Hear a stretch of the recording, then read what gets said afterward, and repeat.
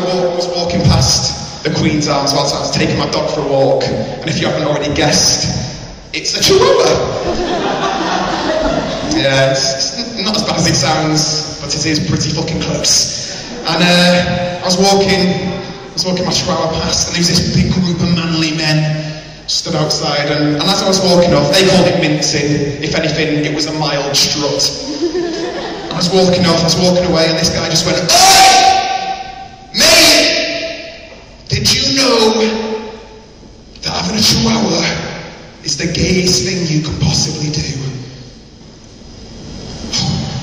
Oh shit. Now, alarm bells should have started ringing when I noticed he had a hook for a hand. But I thought, alright, okay, there's loads of men there, they're all bald and stuff. It looks like a Right Said Fred gig. Be manly, so I thought, right, I'm gonna fucking tell him, I'm gonna do them, not do him. So I thought, right, here we go.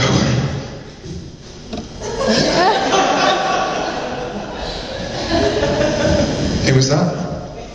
The guy pointed at me with his hook. He went, "Did you know that having a Chihuahua is the gayest thing you can possibly do?" And I turned around and went, "Is it? Is having a Chihuahua really the gayest thing you could possibly do?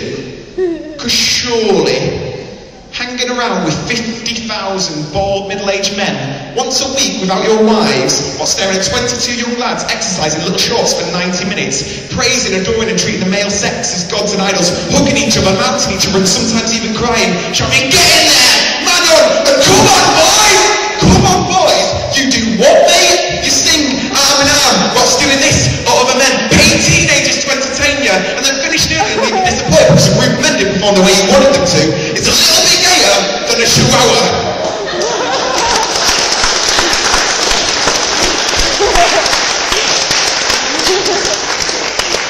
Now, which one of you dickheads has made me late for yoga? Chinese people here. That's another thing. Alright then, I'm sure people in Manchester have, because I'll tell you a story why. I've got this friend called Chinese Mike, for obvious reasons, and he had a problem with his passport, so he went to the Chinese embassy in Manchester, and he gets there, and wanders around for a bit, and he gets lost, because he doesn't have a clue where he is. So he goes up to this woman, to ask for directions then. But before he can say anything, she says, "I'm not interested in buying any DVDs." Walks off. They might have a reputation for it, but he didn't even have a fucking bag with him. My dad thinks I'm in love with an Indian boy. Because I told him I fancied a sat-nav. My dad's a teacher. My dad's a teacher. And he had a little child come up to him once, and he said, "Mr. Harris, where does poo come from?" he said, "Fine, right, okay, you eat food, right, it goes into your stomach, it gets digested, you know, and then when the body takes all those things, all the nutrients and things it needs, right, and all the things it doesn't need, are waste, and that comes out as poo in the toilet, when you go to the toilet." I was, "Oh, that's interesting. So where does ticker come from?" I think it's the inside man a racist. Not unless you read the latest page of the Daily Mail or have been to a Jim Davidson concert. Jim Davidson, a man so incensed with immigrants, he emigrated. Jim Davidson, when the irony of his point was made to him, said, "Irony? It's a woman's job." Jim Davidson, a man who lives by the motto, "If you can't beat them anymore, join them." About a few years ago when he was a student in his single bed dorm, and we were sat there doing laughing gas. Has anyone ever done laughing gas?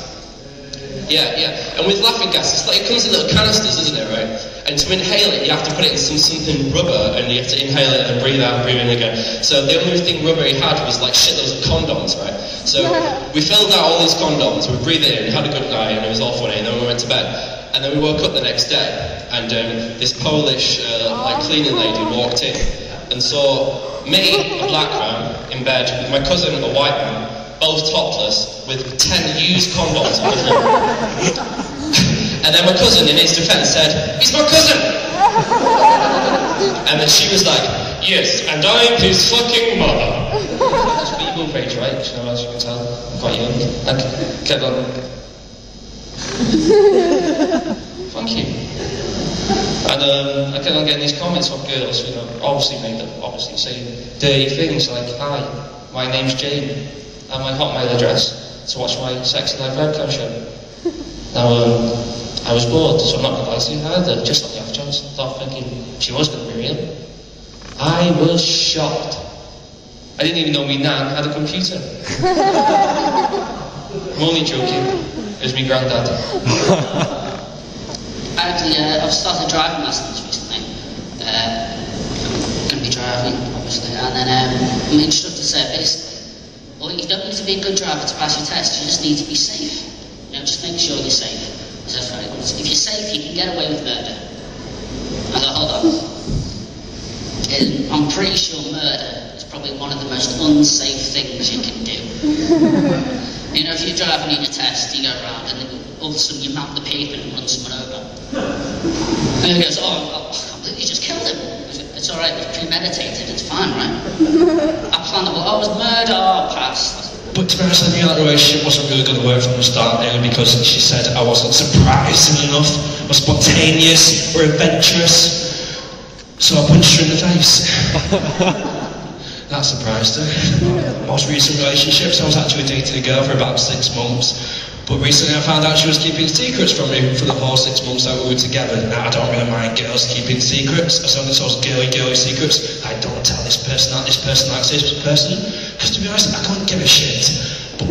But medical secrets. I actually think you should tell your boyfriend. My girlfriend had epilepsy. Now that's completely fine with me. But it did sort of leave me a little bit confused about the 6 months that we were together, because I actually thought I was good in bed. My first girlfriend, she was this huge, obese, massive girl, and she was a traditional Lancashire lass. You know, on our first date, she took me to a Wetherspoons, and I was like, yeah, if I can go along with this. You know, I had a glass of wine, she had a pint of wine. And then I went back to her place, you know, and we were about to have sex. I was about to lose my virginity. I was very excited about it. And she said, right, we're having sex right now. A really big girl, scared. I went with her, you know. And it was fantastic, guys. It was really fantastic. She showed me everything. We did it missionary, doggy. I ended up with her on top of me. She left a huge impression. My careers advisor at school, my careers advisor looked like Matthew Kelly. And I went up to him and he said to me, oh, Jamie, I was on Philippines, I was 14, I was up and going. He goes, so Jamie, what do you want to be? And I said, oh, I'll be an architect. He goes, no! No! What did your teacher tell you to say? I said, tonight, Matthew, I'm going to be an architect. And I walked through the ice. I was having this conversation with my dad, right, and he goes, your mum thinks you've got Tourette's. I go, does she even know what Tourette's is like? He goes, yeah, well, you can have a mild form of Tourette's. And I thought, fuck off. I was working at a bar, and you used to get quite a lot of interesting characters coming up and talking to you. And there was one guy, and it was quite a slow day, and I was reading a little bit on Richard and Judy's book club. It was a slow day. And he comes up to me and he goes, oh, Jamie, I must have only read about 10 books in my lifetime. Only 10 books. But there was one book my dad gave to me. He gave it to me when I was 15. And I've read that book every day. Read it religiously. Every day, cover to cover. And I was like, alright, if you only read 10 books, but this one's got an impression on you, maybe I can get it out of the library, I can find out what this is. And he goes, it was a dictionary. Now I gave him the sort of same stunned response as you just give me then. Like, well, what kind of response do you get to that? But he continued. He said, well, because of that, because of the dictionary, I think my vocabulary is... What's the word? Good. I don't really get to watch TV that often, because I'm usually out busy doing whatever. But recently my friends have been watching this programme called The Deadliest Catch. Now, I've never heard of it, and my friends were like, oh yeah, look, you've got to watch this, this is absolutely fantastic. It's an amazing show. I've never heard of it, and so I decided to set down half an hour of my time to watch it. And to be honest, something that's called The Deadliest Catch. I actually thought it would be about AIDS. I was half right anyway, because it does have crabs, so you know.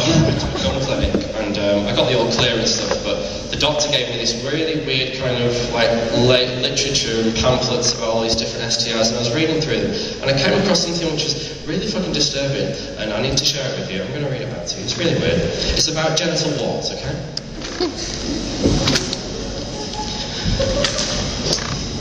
Right, it tells you how to get rid of them, brilliant, kosher. But then at the end it says extra advice, okay. You must make every effort not to pass the infection on to others. Fine, cool. Particularly those in your family. What? Sitting down, he's eating. No, you've got AIDS. He just used to use assemblies as an opportunity to wank off about his favourite subjects, basically. There was at one point he gave us an assembly about Leonardo da Vinci, right? And then at the end of it he said, "So kiddies, have you heard of any other Renaissance painters?" And we were like, "No, we're 4. Can you name any of the Power Rangers?" But then there was this genius kid sat at the front who thought, you know what, where have I heard of Leonardo? Where the fuck? And goes, "Yeah, teacher. Hey, yeah, I've heard of another one, yeah. Michelangelo." Teacher's like, "Fantastic. Brilliant. Anybody else?" Wow. Yeah, another kid joins in. "Donatello." She's like, "Guys, where are you guys getting this from?" Another kid. "Raphael." Amazing. Anybody else? Anybody else? The div kid at the back goes, "Yeah, Shredder."